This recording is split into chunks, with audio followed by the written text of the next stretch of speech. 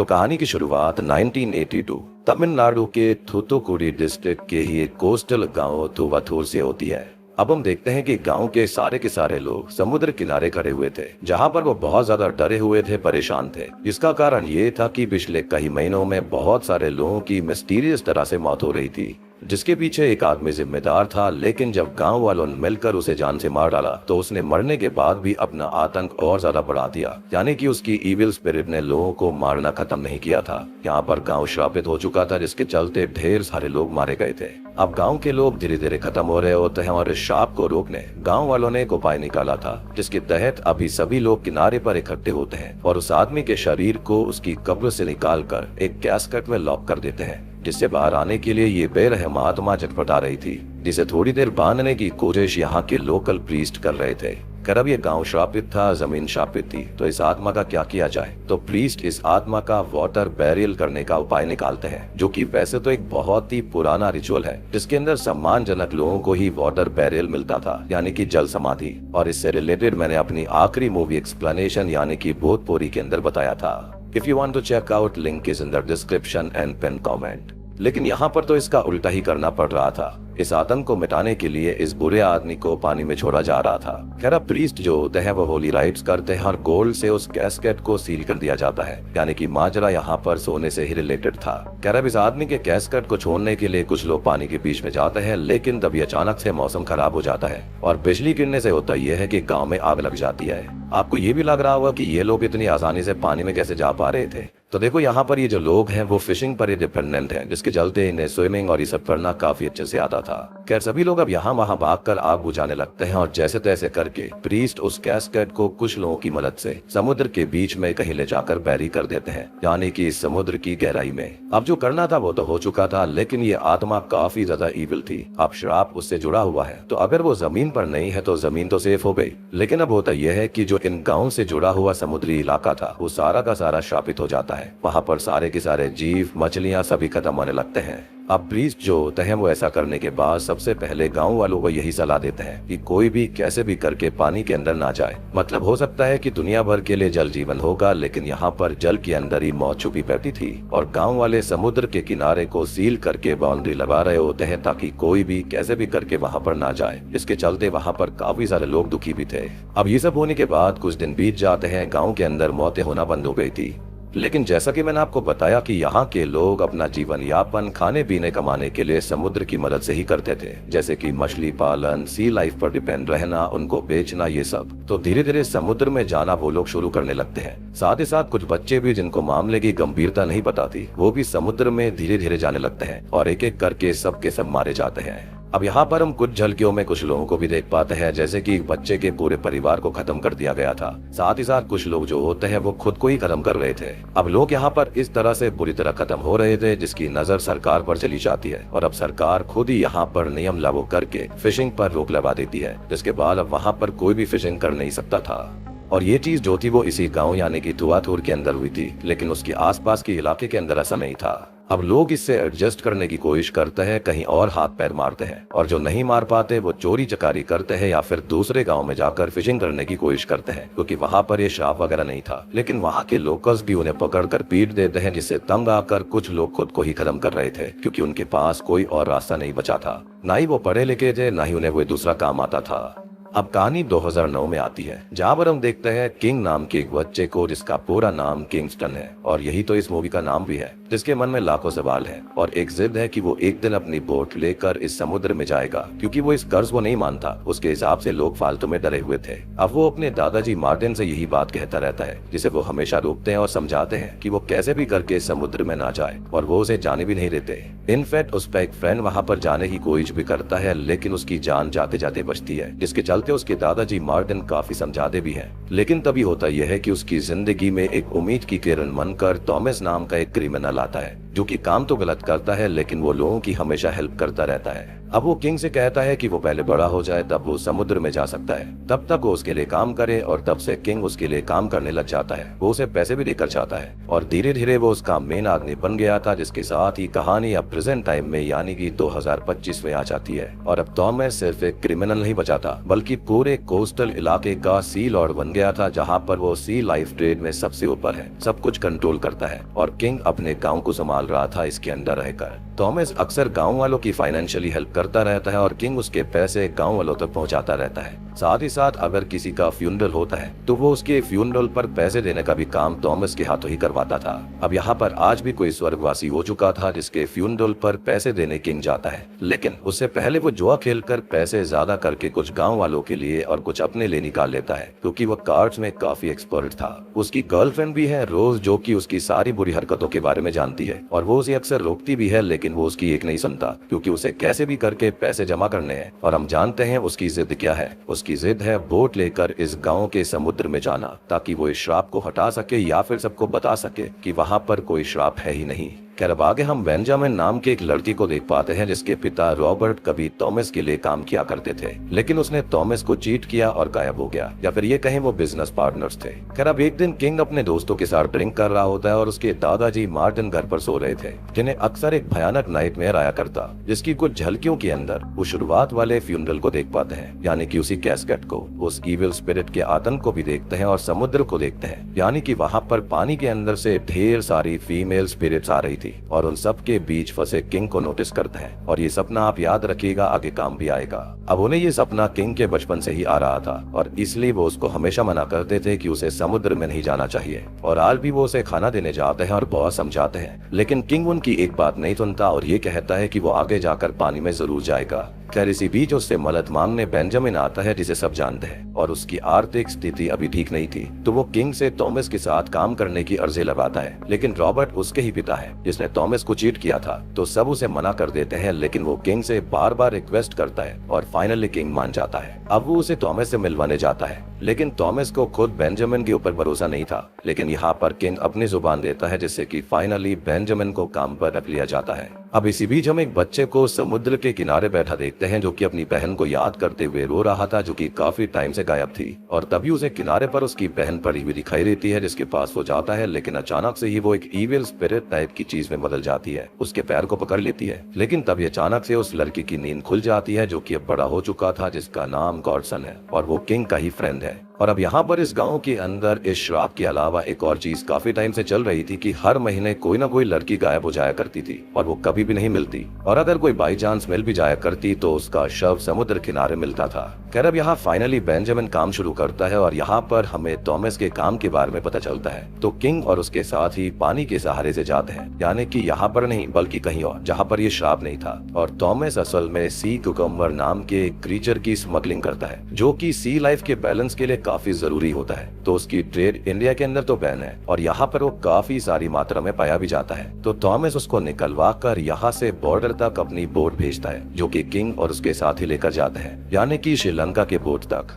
अब देखो इंडिया के अंदर इसको बैन करा गया है, लेकिन श्रीलंका के अंदर इस पर कोई बैन नहीं है। तो ये लोग असल में श्रीलंका लोगों को इसे बेचा करते थे, जिसके बाद में उनसे चाइनीज या फिर दुनिया भर में बहुत सारे लोग इसको कलेक्ट कर लिया करते, क्योंकि वहाँ पर ये काफी ज्यादा प्रेशियस क्यूजीन मानी जाती है और बहुत महंगी भी बिकती है। अब सब कुछ ऐसे ही स्मूथ चल रहा होता है, लेकिन एक दिन बेंजामिन जो होता है वो किंग से कहता है कि उसे कुछ गड़बड़ लग रही है। सी क्यूकम्बर जो होता है वो असल में काफी हल्के होते हैं, लेकिन ये बक्से काफी ज्यादा भारी है, जो कि होने नहीं चाहिए, मतलब कि इनमें कुछ और भी है जो कि उनको चेक करना चाहिए। लेकिन किंग इस पर काफी ज्यादा गुस्सा होकर उसको थप्पड़ मार देता है, क्योंकि वो थॉमस के लिए लॉयल था और कुछ भी उसके खिलाफ उल्टा नहीं सुन सकता। सबसे बड़ी बात, सभी लोग यही मानते थे कि बेंजामिन के पिता ने थॉमस को धोखा दिया था, जिसके चलते हो सकता था कि शायद वो गुस्से में आकर ऐसा कर रहा है। खैर अब आगे दूसरी बोट माल कलेक्ट करने आ जाती है, जिसे वो माल देते हैं, लेकिन तभी श्रीलंका नेवी बोट उन्हें स्पॉट करके उनके ऊपर हमला करके सरेंडर करने के लिए बोलती है। तो जल्दीबाजी में वो लोग वहां से जाने लगते हैं, लेकिन बेंजामिन बेंजामिन दूसरी बोट पर था, यानी कि वही वहां पर सामान भेज रहा था। अब नेवी ऑफिसर्स अचानक से गोलियां चला देते हैं, जिससे बेंजामिन घबरा कर पानी में जंप कर देता है और तभी एक बुलेट उसको हिट करती है। किंग उसे अपना छोटा भाई मानने लगा था, तो उसे बचाने पानी में कूद जाता है, उसे बचाकर किनारे तक भी लेकर आता है। लेकिन अब तक काफी देर हो गई थी, क्योंकि जो गोली थी वो उसकी गर्दन के आर पार जा चुकी थी, जिससे कि वो उनके सामने ही ऑन द स्पॉट मारा जाता है। अब किंग इन सबसे बहुत ही ज्यादा दुखी था। खैर अब बेंजामिन की बातें, नेवी ऑफिसर्स का अचानक से गोलियों से हमला करना और बाकी सारी चीजें उसके दिमाग में घूमने लगती हैं। और तभी वो उस बक्से के अंदर से एक सी कुकुम्बर निकाल कर उसे काट कर देखता है, तो बेंजामिन का शक बिल्कुल सही था, क्योंकि उसके अंदर ड्रग सप्लाई हो रहे थे। यानी कि सी कुकुम्बर की आड़ में थॉमस ड्रग्स का सप्लाई कर रहा था, जो चीज किंग को रास नहीं आती, यानी कि उसे आज तक इस बारे में कोई आइडिया ही नहीं था। और तभी हम रॉबर्ट का फ्लैशबैक भी देखते हैं, जो कि थॉमस का साथी था, पूरा लॉयल था, लेकिन एक दिन उसे भी इस ड्रग स्मगलिंग के बारे में पता चल गया था। इसे थॉमस ने ही जान से मरवा दिया। मतलब कि वो थॉमस को चीट नहीं कर रहा था, बल्कि थॉमस ने सबको चीट किया।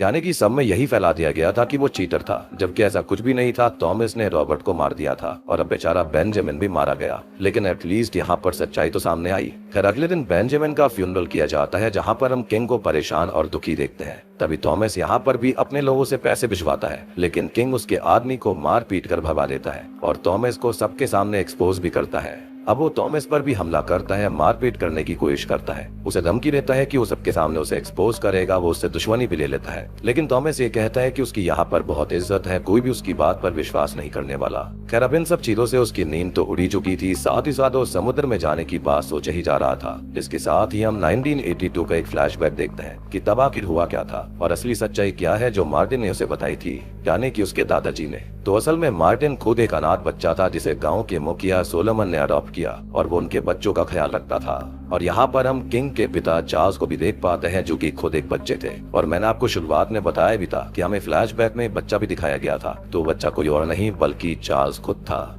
अब उस वक्त सी क्यूकम्बर को पकड़ना कुछ भी बैन नहीं था और सभी उसकी फिशिंग करते थे, लेकिन वो पानी में काफी गहराई में पाया जाता, जहाँ तक जाने पर लोग डूब जाया करते थे, क्योंकि वहाँ पर प्रेशर काफी ज्यादा था और उससे अलग भी कई लोग पानी में डूब कर मर रहे थे। उन्हें लगता है कि लोगों को स्विमिंग नहीं आती है, जिसकी वजह से उनकी जान जा रही है। तो वो अपने दोस्त बोस से बात करता है, जो कि एक एक्स आर्मी ऑफिसर है, यानी कि सोलोमन उनसे हेल्प लेते हैं। लेकिन बोस की अब उम्र हो चुकी है, तो वो लोगों को ट्रेनिंग देने से मना कर देता है। लेकिन वो अपने ही एक स्टूडेंट जो कि गांव में पढ़ाता है, जिसका नाम एंथनी है, उससे बात करने के लिए बोलता है। खैर अब एंथनी से बात करी जाती है, जो कि अपनी बेटी को अकेले ही पाल रहा था। अब वो इस काम के लिए मना कर देता है, क्योंकि उसकी गैर हाजिरी में उसकी बेटी को कौन संभालता। तो बोस उसकी बेटी का ख्याल रखने की बात करता है, जिस पर एंथनी मान गया था। अब वो समुद्र में लोगों को डाइविंग सिखाने का काम शुरू भी कर देता है, लेकिन जल्दी हमको पता चलता है कि वो भी खत्म हो गया था और अब तक ढेर सारी मौतें हुई थी, जिनका एक्सप्लेनेशन ये हो सकता है कि शायद से किसी को सही से डाइविंग नहीं आती थी। लेकिन एक प्रोफेशनल कैसे ही खत्म हो सकता था, इसका पता लगाने सोलोमन लग जाते हैं और एक दिन वो बोस को पीट पीट कर समुद्र के किनारे गांव वालों के सामने लाते हैं और सारा सच बताते हैं। तो असल में यहाँ पर बताया जाता है कि बोस खुद समुद्र में छुपे हुए गोल्ड को कलेक्ट करता था, जिसके लिए वो फिशरमैन को टॉर्चर करके पानी में भेजता, लेकिन वहाँ पर पानी का प्रेशर बहुत ज्यादा होता था, जिससे वो मारे जाते। और एंथनी को उसका राज पता चल गया था, तो उसने उसे भी खत्म कर दिया। सोलोमन उसकी सारी काली करतूतों को सबके सामने रख कर उसे गाँव वालों के हवाले कर देता है। इसे सभी पीट पीट कर खत्म कर देते हैं और उसके बाद से ही इस गाँव के ऊपर श्राप आ गया था। अब मरने के बाद वो इविल हो गया और इसलिए उसकी इविल स्पिरिट को एक कैस्केट के अंदर लॉक करके उसके ही सोने से उसे सील करके पानी में फेंक दिया। और मैंने कहा भी था कि यहाँ पर सोने वाला एंगल जरूर होगा। खैर अब जहाँ पर समुद्र के अंदर उसका कैस्केट है, वहाँ पर दूर दूर तक सी लाइफ डेड है और इविल हो चुकी है। साथ ही साथ वो पानी में कहर डा रहा था, जिसके चलते वहाँ पर कोई भी नहीं जाता। Now coming back to the story, हम अब रोज को देखते हैं, जो कि अपने घर पर थी, कि तभी उसे कुछ हलचल महसूस होती है और कोई उसे हॉन्ट करके उस पर हमला कर देता है। अब किंग किनारे पर ही खड़ा हुआ था, जो कि देखता है कि दो लोग एक बोट के अंदर किसी को डालकर पानी में ले जा रहे थे, जिनको वो पकड़ लेता है और हैरान रह जाता है, क्योंकि उन दो लोगों ने रोज को ही बांध कर रखा था। अब वो उन दोनों से पूछता है, तो वो बताता है कि समुद्र में रहने वाले इविल को शांत रखने के लिए थॉमस हर महीने एक रिचुअल करता है। इसके अंदर वो गाँव की एक कुंवारी लड़की को पानी के इविल को सौंप देता है। और ये बात सुनकर किंग के गुस्से का पारा चढ़ जाता है, साथ ही साथ उसके दोस्त वॉटसन का भी। और अब उसको लगने लगता है कि ये थॉमस का कोई नया झूठ होगा, यानी कि अपने काले कारनामे छुपाने का, और उसने सी कर्स की बात ऐसी ही रची है, जबकि ऐसा कुछ भी नहीं था।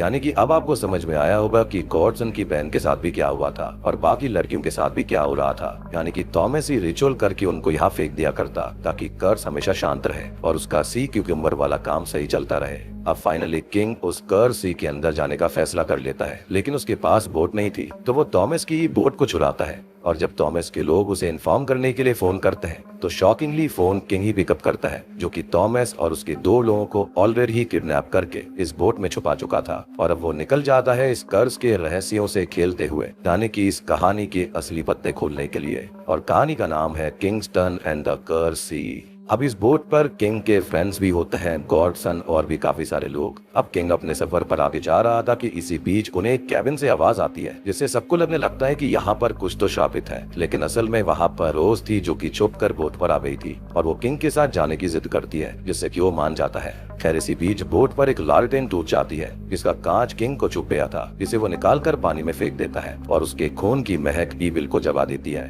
अब आगे जाने पर उन्हें एक बोट की आवाज सुनाई देती है और किंग का दोस्त गॉडसन देखता है तो उसे वो बोट थोड़ी दूरी पर दिखाई देती है, लेकिन अचानक से वो बोट जो थी वो रडार पर रजिस्टर नहीं हो रही थी। अब वो लोग फिर से उस बोट को देखते हैं, लेकिन अब वो बोट फिर से गायब हो गई थी और सिर्फ उन्हें उसका हॉर्न सुनाई दे रहा था। ये बोट असल में गोस्ट शिप होती है, जो कि उन्हें चारों तरफ से हॉन्ट कर रही थी, जिससे कि वो बहुत ज्यादा परेशान हो जाते हैं। और ये जो मूवी है वो मुझे गोस्ट शिप और सी मॉन्स्टर का मिक्सचर सा लग रही है।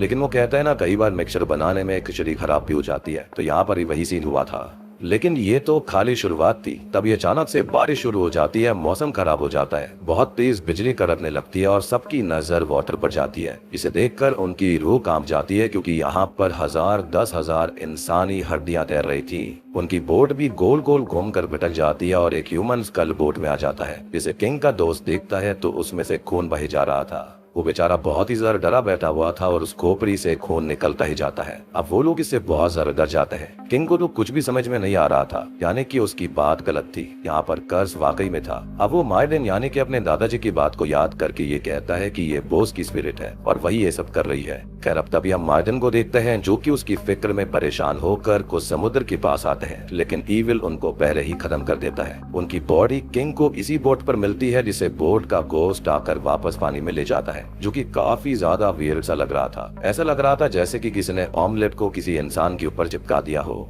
एनीवेज अब यहाँ पर आती है वो सारी फीमेल गोस्ट, जिन्हें कभी रिचुअल के नाम पर यहाँ पर ईविल के सामने फेंक दिया गया था, और वो खुद एक ईविल स्लेव्स बन चुकी थी, जो कि दिखने में ज़ॉम्बीज लग रही थी, यानी कि सस्ती ज़ॉम्बीज। अब इनमें से एक गॉडसन की बहन भी होती है, जिसको देखकर वो इमोशनल हो जाता है, लेकिन तभी उसका फ्रेंड उसे थप्पड़ मारकर होश में लेकर आता है कि वो उसकी बहन नहीं है बल्कि ईविल है। और अब वो सारे भूत सब पर हमला करने लगते हैं और किंग, जो मार्टिन को बचाने पानी में चला गया था, वो वापस ऊपर आता है। और यहाँ पर अब सभी ज़ॉम्बीज का ध्यान उन पर चला गया था कि तभी होता यह है कि थॉमस का एक साथी जो होता है वो यहाँ पर आ जाता है। वो वहाँ से बाहर भागने लगता है और सारी की सारी ज़ॉम्बीज और इविल स्पिरिट्स उसके पीछे पड़ जाती हैं। ऑब्वियस ही बात है, वो थॉमस का आदमी था जिसने कि उन्हें सैक्रिफाइस किया, जिसके चलते वो उसके पीछे जाने लगती हैं। अब वो उनको देखकर चिल्लाने लगता है, जिसके चलते वो पानी में कूद जाता है और सारी की सारी इविल स्पिरिट्स पानी में उसके पीछे कूद जाती हैं। अब कुछ वक्त के लिए सब कुछ शांत सा हो गया था, लेकिन तभी किंग को याद आता है उस टूटी हुई लालटेन से कुछ पन्ने मिले थे, जिनको वो पढ़ने लगता है, जो कि लिखे थे असल में मार्टिन ने। और दोस्तों, इन्हीं पन्नों के साथ में खुलते हैं इस कहानी के असली पत्ते। तो अब तक हम ये जानते हैं कि ये बोस की स्पिरिट कर रही है, जो कि रियल भी था, लेकिन यहाँ पर हमको ये बताया गया था कि बोस गोल्ड के चक्कर में लोगों की जान लिया करता था, लेकिन ये कहानी कभी सच थी नहीं। जी हाँ, बल्कि बोस तो सही आदमी था, जिसने एंथनी को भेजा था और उसकी बेटी को अपनी बेटी की तरह पालने भी लगा। अब जब एंथनी खत्म हुआ तो उसे काफी दुख हुआ था, क्योंकि वो उसका ही स्टूडेंट था, और अब वो खुद ही उसके कातिल के बारे में पता लगाने लगा। और अब अपनी खोज में वो सोलोमन के घर तक पहुंच जाता है, जहां पर उसे पता चलता है कि अपनी जवानी से ही सोलोमन सी गोल्ड निकाल रहा था। जी हाँ, असली कल्प्रेट यहाँ पर कोई और नहीं बल्कि सोलोमन था, और ऐसा करते करते ही वो इतना अमीर हो चुका था। वो लोगों को इसके अंदर इस्तेमाल करता, यानी कि मछुआरों को, और फिर उनको जान से मार दिया करता था ताकि उसके खिलाफ कोई सबूत ही ना बचे। और उसने ही एंथनी को एक फेस चेम्बर से मारा था, जिसका निशान उसके चेहरे पर भी आ गया था। अब सोलोमन जो होता है वो यहाँ पर आ जाता है और मार्टिन डर के मारे वहाँ से भाग गया था, और तभी थॉमस और उसके दोस्तों ने मिलकर बोस को पीटा और सोलोमन ने वो कहानी गढ़ी थी, यानी कि गांव वालों के सामने, जिसके चलते गांव वालों ने बेचारे बोस को ही खत्म कर दिया। Now coming back to the story, king को एहसास होता है कि बोस कभी इविल था ही नहीं, बल्कि रिवेंज ने उसकी सोल को करप्ट कर दिया है, यानी कि इतने साल के गुस्से ने। और इसी बीच बोट का फैन अटक जाता है, जिसे फिक्स करने वो थॉमस के आदमी को पानी में भेजते हैं, जिसे बोस का गोस्ट खत्म कर देता है और खाली उसका हाथ ही ऊपर आता है। अब किंग ये कहता है कि उन्हें श्राप को हटाने के लिए सी बैरियल ना करके रेस्पेक्टेड बैरियल करना होगा, वो भी एक ऐसे आइलैंड पर जहाँ पर कोई आसपास हो ही ना। और अगर वहाँ वो श्राप फिर से जागेगा भी तो कोई फर्क नहीं पड़ेगा और उन्हें उस कैस्केट को ढूंढना होगा। अब किंग पानी में जाता है और वहाँ पर वो सी मॉन्स्टर बोट पर आकर सब पर हमला कर देता है और थॉमस मौका पाकर यहाँ से आजाद होकर निकल जाता है। कैरब वो पानी में जाकर किंग को रोकने लगता है और तब जाकर इस कहानी के दूसरे असली पत्ते रिवील होते हैं कि असल में उसको सोलोमन का सारा राज पता चल गया था और उसने जाकर उसे ये सारी बात बताई और 10% और 20% का हिस्सा मांगा, लेकिन सोलोमन ने उसे ऐसा करने से मना कर दिया था। इसके लालच में आकर उसने सोलोमन को खत्म कर दिया और उसकी बॉडी को उसी कैस्केट के अंदर डाल दिया था जहाँ पर बोस था। और ये उसी दिन की बात है जिस दिन उस कैस्केट को उस पानी में डालने वाले सभी लोग, यानी कि 1982 में। इनफैक्ट हमने एक सीन देखा भी था जहाँ पर बचपन वाला थॉमस ये काम कर रहा था। और आपने एक चीज और नोटिस करी होगी कि जो थॉमस था ना, उसके गले में एक चेन होती है, वो किसी और की नहीं बल्कि वो सोलोमन की खुद की थी। सबसे बड़ी बात कि थॉमस ने उसके सारे के सारे सोने को चुरा लिया था। एक और इंटरेस्टिंग चीज कि सोलोमन के परिवार को मारने वाला भी कोई और नहीं बल्कि वही था। वहाँ पर मार्टिन और एक बच्चा खड़े हुए थे जो कि चार्ल्स ही था। तो मार्टिन ने चार्ल्स को पाला था, लेकिन चार्ल्स की भी इवेंचुअली मौत हो गई थी और उसका ही बेटा यहाँ पर किंग होता है, यानी कि सोलोमन कोई और नहीं बल्कि किंग का ही ग्रेट ग्रैंडफादर है। लेकिन अल्टीमेटली होता यह है कि जो स्पिरिट होती है वो यहाँ पर थॉमस के आदमियों को मारना शुरू कर देती है, जिसके चलते हमने नोटिस किया था कि 1982 के टाइम पर ही जब थॉमस होता है वो वहां से भाग गया था क्योंकि वो काफी डर चुका था। उसने सारा सोना बेच दिया और शहर जाकर वो गैंगस्टर बन गया था। इसके बाद में वो यहाँ पर वापस आया और जिस दिन बैरियल होना था उसी दिन रोज की माँ, जो कि तब बच्ची हुआ करती थी, उसने उस कैस्केट को छुआ था जिससे कि ईविल शांत सा हो गया था। और वो कोई और नहीं बल्कि मुझे लगता है कि एंथनी की खुद की बेटी थी।